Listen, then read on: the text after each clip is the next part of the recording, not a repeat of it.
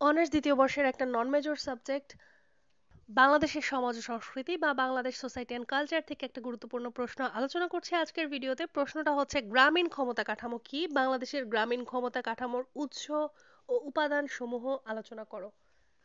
গ্রামীণ ক্ষমতা কাঠামো হলো এমন একটি সামাজিক কাঠামো যা গ্রামীণ এলাকায় বাস করা জনগণের ক্ষমতা, প্রভাব ও প্রাধান্যকে প্রতিফলিত করে। এটি মূলত গ্রামীণ সমাজের শক্তি, কর্তৃত্ব ও নিয়ন্ত্রণের উৎস এবং এর ভিত্তিতে সমাজের বিভিন্ন শ্রেণী বা গোষ্ঠী একে অপরের সঙ্গে সম্পর্ক স্থাপন করে। এই কাঠামো নির্ধারণ করে কে কী ধরনের ক্ষমতা ভোগ করে এবং এর মাধ্যমে সমাজের সামাজিক ও অর্থনৈতিক এবং রাজনৈতিক বিভাজন তৈরি করে। গ্রামীণ ক্ষমতার কাঠামোর উৎস। ভূমি মালিকানা।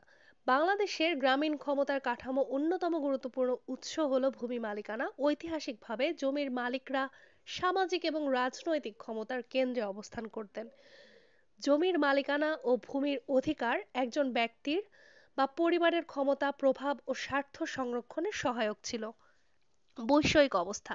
অর্থনৈতিক অবস্থা ও গ্রামীণ ক্ষমতা কাঠামো নির্ধারণে গুরুত্বপূর্ণ ভূমিকা পালন করে। যার যারা আর্থিকভাবে শক্তিশালী তারা সাধারণত ক্ষমতাশালী ব্যক্তি বা গোষ্ঠী হিসেবে পরিচিত হয়ে ওঠে। বিভিন্ন আয়ের উৎস যেমন কৃষি, ব্যবসা, সেবা খাত ইত্যাদির মাধ্যমে ব্যক্তির ক্ষমতা বৃদ্ধি পায়। শিক্ষা ও জ্ঞান। গ্রামীণ এলাকায় যারা বেশি শিক্ষিত বা দক্ষ তাদের প্রভাব বেশি হয়, বিশেষ করে তারা আধিকারিক বা প্রশাসনিক ভূমিকা পালন করে। তাদের কাছে সাধারণ জনগণের ক্ষমতা কেন্দ্রীভূত হয়ে থাকে। গ্রামীণ ক্ষমতার কাঠামোর উপাদানসমূহ। ভূমি মালিক শ্রেণী। গ্রামে যারা বড় ভূমির মালিক তারা সামাজিকভাবে সবচেয়ে প্রভাবশালী। তাদের ভূমির মালিকানা শুধু অর্থনৈতিক শক্তির প্রতিফলন নয়, তারা গ্রাম্য আদালত বা স্থানীয় সিদ্ধান্ত প্রক্রিয়ায়ও অংশগ্রহণ করে। রাজনৈতিক নেতা। গ্রামের রাজনৈতিক নেতা, জনপ্রতিনিধি বা রাজনৈতিক দলের কর্মীরা স্থানীয় ক্ষমতার কেন্দ্রবিন্দুতে অবস্থান করেন। তারা মানুষের সমস্যা সমাধানে ভূমিকা পালন করেন এবং সরকারের সঙ্গে সম্পর্ক রেখে গ্রাম্য উন্নয়ন ত্বরান্বিত করেন। ধর্মীয় নেতা। গ্রামে ধর্মীয় নেতা বা মোল্লা মুন্সি সামাজিক প্রভাবশালী হিসেবে গণ্য হন। তারা ধর্মীয় ব্যাপার নিয়ে স্থানীয় মানুষের দিক নির্দেশনা দেন এবং তাদের সাথে নৈতিক শক্তি ভাগ করেন। সামাজিক নেতৃত্ববৃন্দ।